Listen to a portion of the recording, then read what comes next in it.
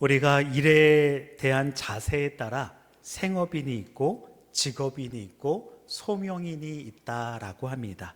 생업인은 말 그대로 자기의 삶을 살기 위해 그저 일하는 사람을 이야기합니다.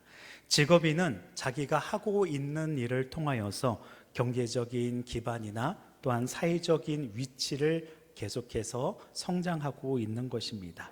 소명인의 일은 바로 자기가 하는 일에 의미성을 부여하는 사람이다라고 이야기를 합니다. 영국의 한 길 모퉁이에서 길에서 구두를 열심히 닦는 소년이 있었습니다. 온종일 구두를 닦으면서도 얼굴에 웃음을 잃지 않았습니다. 흥얼거리면서 노래를 부르고 구두를 닦는 그 모습, 소년에게 많은 사람들에게 웃는 모습을 보여주었습니다. 사람들은 궁금했습니다. 구두를 닦는 일이 그렇게 좋으니? 라고 묻습니다. 소년은 그 물음에 대하여 웃으면서 대답했습니다. 저는 지금 즐겁습니다. 저는 지금 구두를 닦고 있는 것이 아니라 희망을 닦고 있기 때문입니다. 라고 이야기했습니다. 이 소년이 바로 올리버 트위스트를 쓴 세계적인 작가 찰스 디킨스입니다. 소년은 빛나는 구두를 닦으면서도 무엇을 잃지 않았습니까? 희망을 잃지 않았다라는 것입니다. 그리고 그 희망의 꿈을 바라보고 오늘의 삶 속에서도 나에게 주어진 모든 삶을 감사함으로, 그리고 이 모든 것에 대한 것들을 더욱더 소망으로 나가는 것에 대한 행복의 모습을 나타내게 하였다라는 것입니다. 근데 이러한 모습 속에서도 우리의 믿음은 어떠한가 고민을 해보게 됩니다. 우리도 너무 행복한 믿음 생활을 하고 있습니다. 저도 사역이 너무 즐겁고 행복하고 감사합니다. 이러한 모든 것들이 왜 그런가라고 생각해 본다면 어제보다 나은 오늘을, 그리고 오늘보다 더 나은 내일을 하나님께서 소망으로 인도해 주시기 때문입니다. 그러한 모든 것들은 이 소명을 잘 감당할 수 있도록 더 큰 힘을 주시고 지혜를 주시고 능력을 주시기 때문입니다. 오늘 성경 본문의 말씀을 보면 창세기 12장도 아브라함이 소명을 받는 이야기가 나옵니다. 창세기 1장부터 11장까지는 창조 사역에 대한 하나님의 역사가 일어났고, 12장부터 50장까지는 하나님께서 한 사람을 택하시고 그로 인하여 가족과 그리고 민족으로 형성하는 톨레돗, 족보의 이야기가 함께 나오고 있음을 보여주고 있습니다. 하나님께서는 주권적으로 아브라함을 택하시고 그를 믿음의 조상으로, 또한 하나님의 구속의 역사를 써내려가게 하셨습니다. 본문에 보면 아브라함은 수메르 지역에 있었던 문명 속에서 우상을 섬기고 있었던 가정이었습니다. 하지만 하나님의 부르심이 있었기에 그 부르심에 순종하고 있습니다. 본문에도 1절에서 3절은 아브라함이 받은 소명이 무엇인가라는 것을 살펴볼 수가 있고, 4절에서 9절은 그 부르심에 대한 아브라함의 순종의 이야기가 보여지고 있습니다. 결국 하나님의 명령에 아브라함은 어떻게 했는가? 순종으로 나아갔다라는 것입니다. 하나님의 은혜의 부르심에 순종하는 것, 이것이 하나님의 역사를 이루는 첫 발걸음이 되었습니다. 이제 하나님은 아브라함에게 하나님께서 약속의 씨를 통한 새로운 역사를 이루시겠다라고 이야기하십니다. 주목할 점은 그의 아버지 데라와 아브라함의 대조적인 모습이 있고, 갈 바를 알지 못하지만 두려운 상황과 두려운 명령에도 불구하고 하나님의 말씀에 순종하고 믿음으로 나아갔던 아브라함의 결과는 어떠하였는지 부르신 곳을 향하여라는 제목으로 말씀을 통해 살펴보고자 합니다. 첫 번째, 하나님의 부르심은 하나님의 나라의 약속을 받는 것입니다. 1절과 2절인데 1절 말씀 함께 봅니다. 여호와께서 아브라함에게 이르시되 너는 너의 고향과 친척과 아비집을 떠나 내가 내게 보여줄 땅으로 가라. 아멘. 여호와께서 아브라함에게 이르시되라고 이야기합니다. 즉 새로운 역사가 시작될 것이다 라는 것을 보여줍니다. 하나님의 명령은 바로 우리가 있는 자리에서 너는 떠나서 가라 라는 명령이었습니다. 그것은 너 스스로 가야 되는 모습이고, 그리고 너 자신을 위해서도 가야 된다라고 번역할 수도 있습니다. 아브라함의 떠남은 자발적인 동시에 하나님의 부르심에 대한 순종이었다라는 것을 깨닫게 합니다. 하지만 중요한 것은 그 아브라함의 결단이 필요했고 결심이 필요했습니다. 그렇다면 무엇으로부터 떠나야 했을까요? 1절 말씀을 보면 너의 고향과 너의 친척과 너의 아버지 집을 떠나야 된다라는 것입니다. 장소가 점점점 좁혀지면서 내 삶의 영역 속에서 내려놔야 될 것, 더 내려놔야 될 것이 무엇인지를 나타내고 있습니다. 장소에 대한 구체적인 이러한 언급은 아브라함에게 주어진 것, 그리고 그 속에서 내가 주는 그 목적지는 갈 바를 알지 못하지만 그곳으로 나가야 된다라고 이야기하고 있는 것입니다. 그러나 하나님의 부르심에 대해서 아버지 데라는 생각이 좀 달랐던 것 같습니다. 아브라함의 순종이 있었다면 그 아버지 데라는 멈춤이 있었습니다. 오늘 본문 전에 31절과 32절이 있는데 제가 읽어드리겠습니다. 11장에 있는 모습을 보면 데라가 그 아들 아브람과 하란의 아들인 그의 손자 롯과 그의 며느리 아브람의 아내 사레를 데리고 갈대아인의 우르를 떠나 가나안 땅으로 가고자 하더니 하란에 이르러 거기 거류하였으며 데라는 나이가 250세가 되어 하란에서 죽었더라. 성경에서 이야기하는 많은 모습이 있는데 하나님의 말씀에 순종하는가 순종하지 않는가가 있습니다. 하나님의 말씀에 순종하는 것은 점점 하나님의 역사 속에 남겨지고 또한 성장으로 이어지게 됩니다. 그러나 불순종과 멈춤은 결국 우리에게 죄와 사망의 모습으로 나타나고 있는 것입니다. 하나님께서 부르심이 있었을 때 데라도 그 부르심에 따라 함께 갔지만 어느덧 하란이라는 곳에 도착하여 정착하였고 그곳에서 안식하였던 모습을 봅니다. 그 안식은 바로 우리에게 평안을 주는 자리였던 것 같지만 우리가 기억해야 될 것이 있다는 것입니다. 하나님의 명령은 무엇이었어요? 너의 고향과 친척과 아비집을 떠나라라는 것입니다. 즉 하나님의 부르심이 있었고 그 하나님의 부르심은 곧 사명이다라고 말할 수 있습니다. 사명을 받은 사람은 계속해서 하나님의 말씀에 순종하고 나아가야 됩니다. 그 순간에 멈추게 된다면 모든 하나님의 역사도 멈추게 된다는 사실을 기억해야 된다는 것입니다. 멈추게 되면 사명도 잃기 때문에 우리가 보여지는 평안함과 안락함만 추구하는 것이 아니라 끝까지 하나님의 말씀에 믿음으로 순종하는 저와 여러분들이 되어야 될 것입니다. 우리에게 가로막는 많은 모습이 있습니다. 우리는 평안함을 추구하고 행복을 추구합니다. 하지만 우리의 삶의 우선순위는 사명인으로 소명인으로 우리의 부르심을 받은 그 하나님의 음성을 들어야 된다라는 것입니다. 인간의 모든 삶은 죄악으로 가득합니다. 하지만 그 죄악 속에서도 우리를 불러내시고 이 모든 세세 속에서도 우리를 구별하신 하나님의 은혜가 함께 있음을 바라보게 됩니다. 오늘도 중고등부 예배를 통해서 학생들과 함께 나누었습니다. 무엇이냐면 최근에 드라마와 예능에 무속인에 대한 모습들이 많이 나옵니다. 무속인을 이해하고 또한 오늘의 운세는 무엇인지 그리고 점을 보면 어떠한지 이러한 궁금증에 대해서 많은 사람들은 그것을 찾고 또한 그런 이해를 나타나게 됩니다. 저는 그러한 모습들이 바로 우리 인간 안에 공허함이 있지 않은가 싶습니다. 내 안에 만족감이 없고 또한 공허함이 있기에 무엇인가로 채우려고 하는데 그 무엇인가는 절대주이신 창조주 하나님으로 채우는 것이 아니라 나의 행복과 만족과 우리가 성장에 대한 모습을 통하여 재물이 운이 좋든 애정운이 좋든 그리고 우리가 나타나는 모든 돈과 명예와 지위를 따라서 채우려고 하는 것만은 아닌가 뒤돌아보게 된 것입니다. 사랑하는 성도 여러분, 우리는 하나님으로 인하여 풍성하게 되어야 됩니다. 우리의 마음이 공허한다면 세상의 사람들은 그것을 채우기 위해 다른 신을 섬기고 나아가게 된다는 것입니다. 그러나 아브라함은 부르심을 통하여 말씀에 순종했습니다. 그렇다면 하나님은 그 순종에 대해서 무엇이라고 말씀을 하고 있을까요? 2절 말씀 함께 봅니다. 내가 너로 큰 민족을 이루고 내게 복을 주어 내 이름을 창대하게 하리니 너는 무엇이 될지라 복이 될지라. 아멘. 아브라함의 여정은 바로 자신의 모든 삶 속에서 어떻게 되는가라는 것들을 보여주고 있습니다.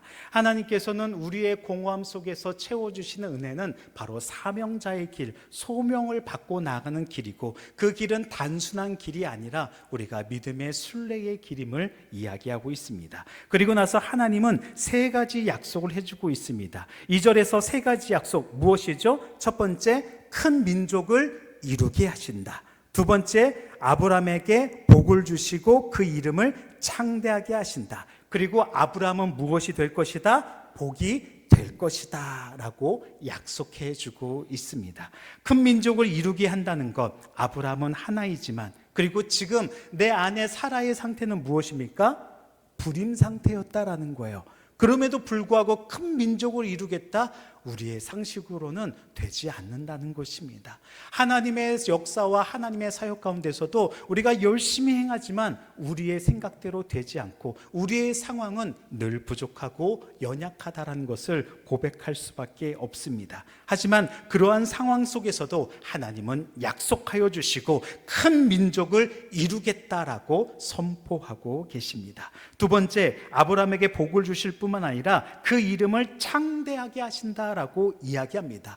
바로 앞에 11장에는 바벨탑 사건이 있습니다. 바벨탑 사건은 무엇입니까? 우리의 이름을 다시는 홍수로 멸망하지 않고 우리의 이름을 널리 퍼뜨리자라고 이야기했어요. 하지만 하나님께서는 그들의 모든 것을 흩으셔서 바벨이라고 이야기하셨습니다. 근데 지금 바로 얼마 지나지 않아서 12장에서 하나님께서는 아브라함에게 너의 이름을 창대하게 하리라, 창대하지 못하게 했던 인간의 역사 속에서 오히려 하나님은 창대하게 될 것이라는 약속을 대조적으로 말씀해 주고 있습니다. 그리고 세 번째로 이야기하는 것은 아브라함은 복이 될 것이다, 즉 축복의 통로가 될 것이다 라는 것들을 기억하게 합니다. 사랑하는 성도 여러분, 저와 여러분들은 축복의 통로가 되어집니다. 그렇기에 하나님께서 저와 여러분들에게 주셨던 것도 아브라함의 순종에 대한 세 가지 약속, 그 약속도 저와 여러분들에게 주실 것입니다.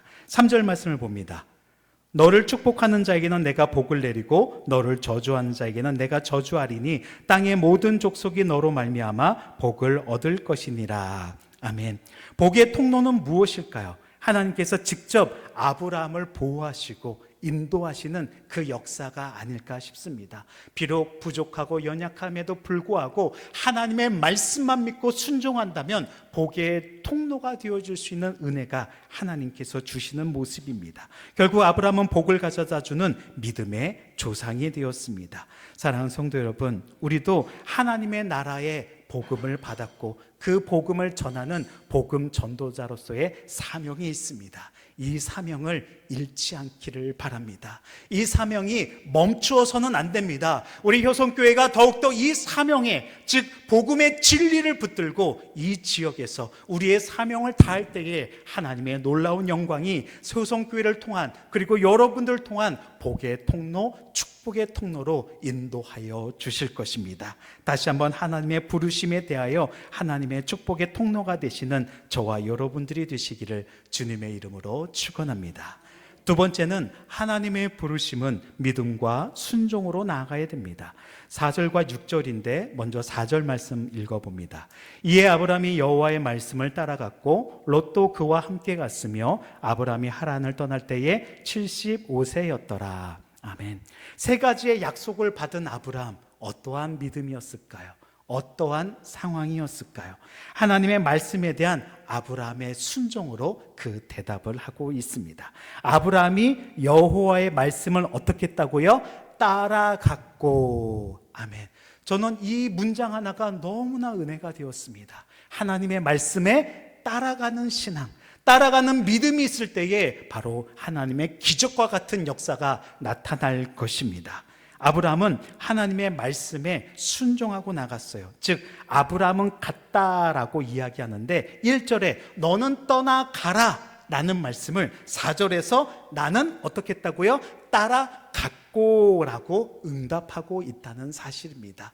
우리는 하나님의 명령에 응답해야 됩니다. 순종함으로, 믿음으로 나갈 때에 기적과 같은 일들이 나타나게 됩니다. 그런데 아브라함의 상황은 어떨까요? 아브라함은 나이가 하란을 떠날 때에 몇 세였어요? 75세였더라. 사랑하는 성도 여러분, 내 나이가 어때서? 라고 하면서 세상 사람들은, 저도 복지관에서 그 노래를 부르면 어르신들이 너무나 좋아해서 먼저 내 나이가 어때서? 이렇게 하고 그 다음에 다른 것들로 프로그램을 진행한 적이 있습니다. 여러분들의 나이는 어떠십니까? 하나님이 우리의 나이를 보실까요? 내가 몇 학년 몇 반인 것이 중요할까요? 아닙니다. 하나님께서는 부르심을 통하여 지금 75세인 아브라함에게도 사명을 주시고, 그 사명이 있는 한 내가 너를 복의 통로로 붙들어주고 너에게 복의 통로가 될 것이라는 하나님의 은혜로 채워주신다는 것입니다. 그렇게 저와 여러분들은 내 나이가 어때서가 아니라 하나님의 말씀에 따라갔고 라는 행동으로 우리도 함께 동참해야 될 것입니다. 하나님의 말씀이 주어지자 아브라함은 행동으로 옮겼어요. 말씀에 따라 갔고라는 응답을 하게 됩니다. 그리고 나서 5절과 6절에 이렇게 이야기합니다. 아브라함이 그의 아내 사레와 조카 롯과 하란에서 모은 모든 소유와 얻은 사람들을 이끌고 가나안 땅으로 가려고 떠나서 마침내 가나안 땅에 들어갔더라. 아브라함이 그 땅을 지나 세겜 땅 모래 상수리 나무에 이르니 그때에 가나안 사람이 그 땅에 거주하였더라. 아멘. 우리의 나이에도 불구하고, 우리의 상황에도 불구하고 하나님은 여러분들을 축복의 통로로 부르시고 계십니다. 우리가 사명이 있는 한 바로 하나님께서는 끝까지 우리와 함께 동행하여 주시고, 성가대의 찬양처럼, 찬양대의 찬양처럼 우리와 동행하시는 하나님의 놀라우신 은혜로 충만케 채워 주실 것입니다. 아브라함은 이래서 가나안 땅에 들어가게 되었습니다. 상당한 재산과 소유가 있음에도 불구하고 가나안 땅으로 들어갔습니다.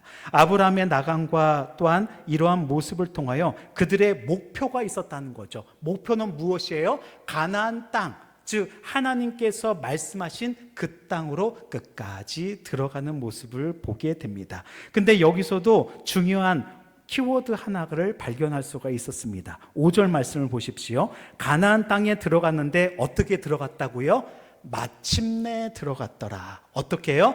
마침내. 정말 길고 긴 여정, 갈대아 우르부터 하란까지도 엄청난 여정이었고요. 그 하란에서 가나안 땅도 여정이었고, 또한 그 속에서 잠시 애굽에 갔다가 또 올라갔던 것도 엄청난 여정의 일과였습니다. 그럼에도 불구하고 지금 뭐라고 이야기한다고요? 마침내. 즉 목표를 어떻게 했습니까? 성취했다라는 것입니다. 근데 이 마침내라는 단어를 통해서 아브라함 개인에 대한 성취도 있었을 것입니다. 그러나 우리가 주목해야 될 것이 있습니다. 누가 부르셨다고요?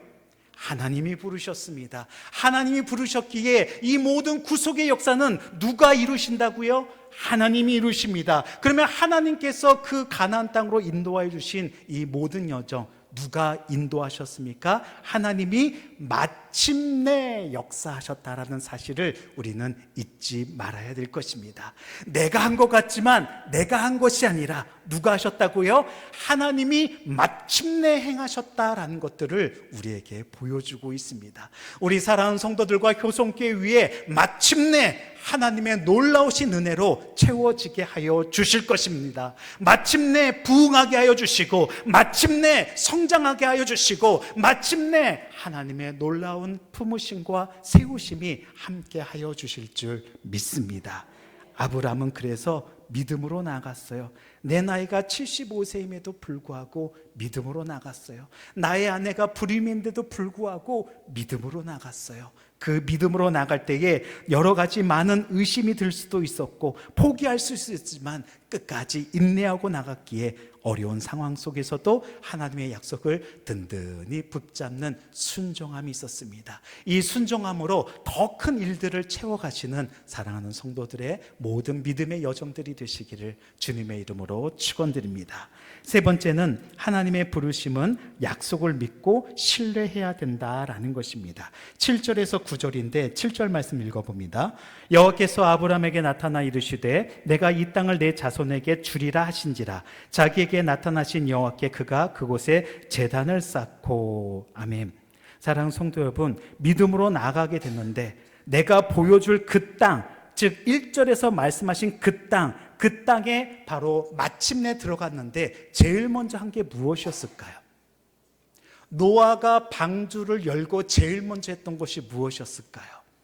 제단을 쌓고 하나님께 예배함이었습니다.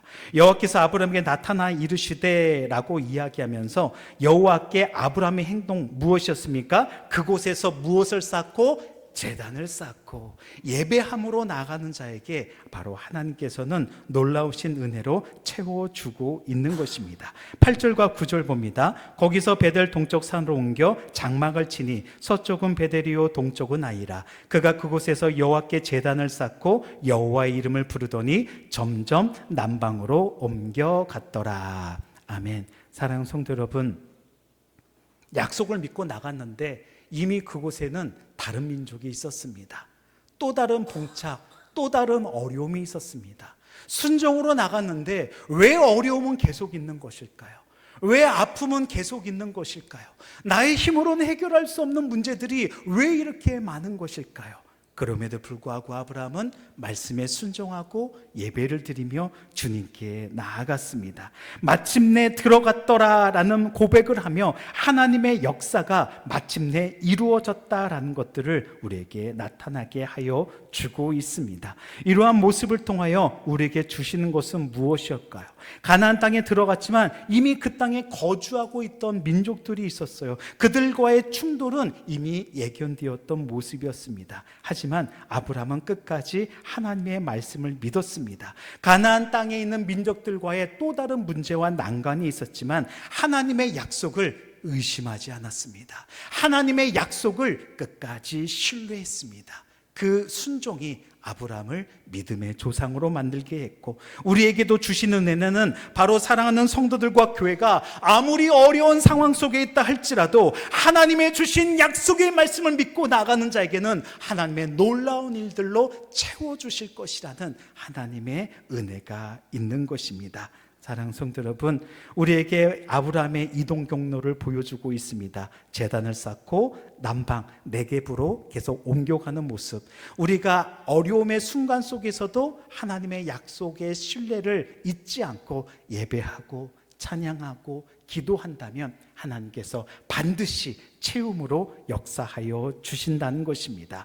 우리의 삶이 흔들리지만, 우리의 모든 삶이 희미하지만 그럼에도 불구하고 하나님의 약속을 신뢰한다면, 그 약속에 대한 확신이 있다면 하나님께서 반드시 그 약속의 축복으로 덧입혀 주실 것입니다. 예배를 먼저 했다는 것은 하나님께서 이미 우리에게 주신 은혜에 감사해야 된다는 거고, 앞으로 주실 은혜에 대해서도 우리가 감사함으로 나가야 된다는 표현일 거라고 생각이 듭니다. 그렇기에 우리는 소망이 있습니다. 예배를 통하여 주시는 하나님의 은혜, 그 하나님의 은혜를 신뢰하고 말씀으로 더욱더 전진해 나가는 저와 여러분들의 믿음이 되시기를 주님의 이름으로 축원합니다. 말씀을 맺고자 합니다. 어느 장로님 아버님의 임종이 다가오셨어요. 우리도 계속해서 1, 2월이 되니까 많은 장례가 생기게 되었습니다. 임종인 신방을 가야 되는데 장로님께서 목사님께 한 가지 부탁을 하셨어요. 우리 아버님이 지금 임종이 있는데 와서 예배를 드려주세요. 근데 좀 어려움이 있어요. 그래서 왜 그래요, 장로님? 저희 아버님이 스님이십니다. 목사님은 신방을 가야 될까요? 가지 말아야 될까요?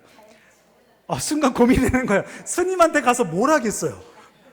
뭘 하겠습니까? 스님에서 그러니까 순간 당황해서 왜 장로님 아버님은 불교 집안에서 그래도 믿음을 하셨기에 아버님이 스님이신데 이 난관은 어떻게 될까라고 했는데 목사님 마음속에도 하나님이 부르심이 있었어요. 그래도 마지막에 임종은 가서 지키고 복음을 전하고 기도해 주는 것이 마땅하다는 하나님의 음성이 들려서 스님이시지만 가시죠 해서 신방을 갔습니다.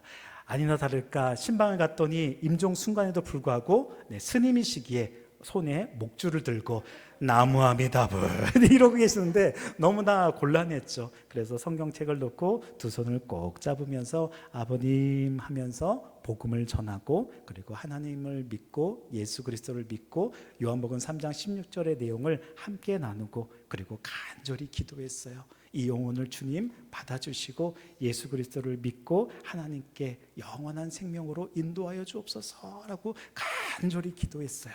이 스님이 어떻게 말씀하셨을까요? 나무아미다불 그렇게 하셨을까요? 마지막 순간에 아멘을 하셨습니다. 할렐루야, 아멘. 눈물을 흘리시면서 스님이 아멘을 외치셨어요. 나를 위해서 간절히 기도하는 그 음성을 듣고 그 평생의 불교에 심취해서 출타해서 그렇게 했던 모습들, 그리고 그 순간에 본인의 모든 삶을 이렇게 출가한다고 자녀들을 버리고 했던 모습이 있음에도 불구하고 마지막 순간 그 하나님의 말씀이 그 영혼을 향하였고, 그 영혼이 예수 그리스도로 인하여서 구원을 받고 영원한 생명이 있다는 사실에 그저 그냥 눈물이, 가만히 있는데 눈물이 흘렀다는 거예요. 그래서 마지막을 나무아미다불이 아니라 아멘 했길래 그 속에 있었던 많은 분들이 울음으로 함께했고 아버님의 마지막 모습이 평안함으로 채워지게 되었다고 합니다. 사랑하는 성도 여러분, 부르심의 이야기는 바로 하나님의 인도하심입니다.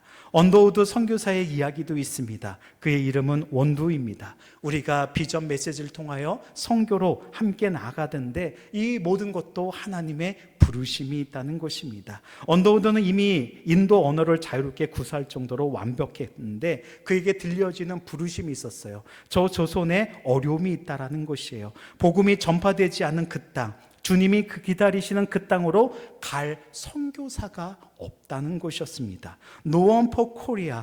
How about Korea? 한국을 위해서는 아무도 없다는 것이에요.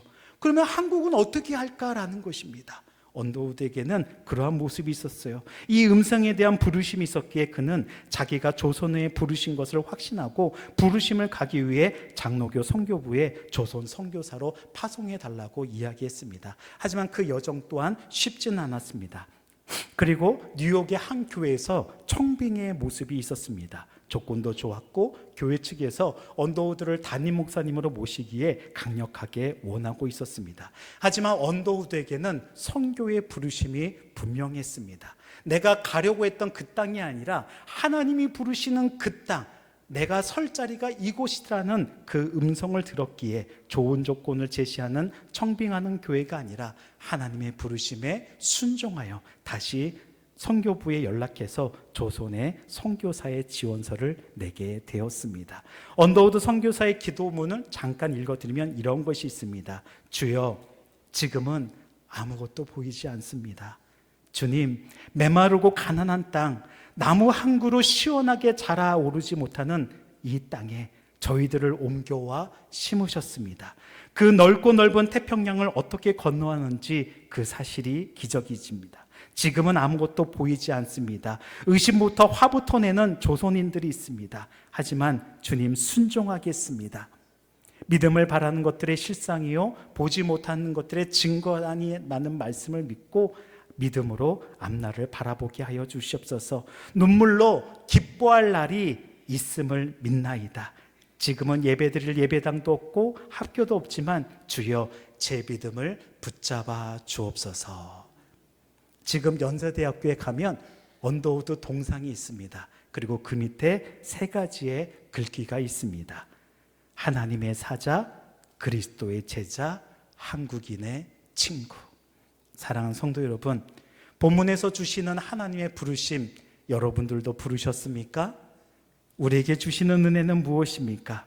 하나님의 말씀에 순종한 자에게는 그 사명이 있기에 하나님은 끝까지 붙들어 주시고 인도하여 주시고 동행하여 주실 것입니다. 큰 민족을 이루게 하여 주실 뿐만 아니라 복을 주시고 그 이름을 창대하게 하시며 복의 축복의 통로가 되게 하여 주실 것입니다. 이것이 순종하고 나가는 저와 여러분들에게 주신 은혜, 내일의 축복을 여는 열쇠가 될 것입니다. 하나님의 말씀에 순종하여 주십시오. 하나님께서 동행하여 주시고 위로하여 주실 것입니다. 지금은 우리도 갈 바를 알지 못합니다. 재개발에 대한 모습, 또한 여러 가지 어려움에 대한 모습 많이 있었습니다. 지난 시간 동안 어려움이 있었습니다.